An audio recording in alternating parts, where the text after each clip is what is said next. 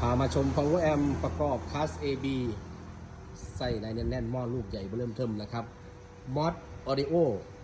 นะครับตัวนี้เป็นรุ่น 3,600 วัตต์นี่ข้างในนะครับหม้อลูกใหญ่มากนะครับตัวนี้ไฟ 65 เซนเตอร์แท็บนะครับไฟก็สูงนะครับทรานซิสเตอร์ฝั่งละ 14 คู่พัดลมหน้าหลังบอร์ดได้ 3 ชั้นนะครับชุดซับพลายแบบมาตรฐานคาปา 6 ลูกนะครับคาปา 6 ลูกชุดป้องกันลำโพงตัวใหญ่นะครับนี่18 นิ้วข้างละ2ละ3เล่นได้สบายเลยนะครับราคาอยู่ที่ 8,700 บาทส่งฟรีแบบโอนถ้าเก็บปลายทางมีค่าบริการเพิ่มสนใจติดต่อสั่งซื้อได้ที่เบอร์ 0821232278 ร้านแสงจันทร์ซาวด์สตูดิโออำเภอหนองกรุงศรีจังหวัดกาฬสินธุ์มาฟังเสียงกันครับแรงๆเลยตัวนี้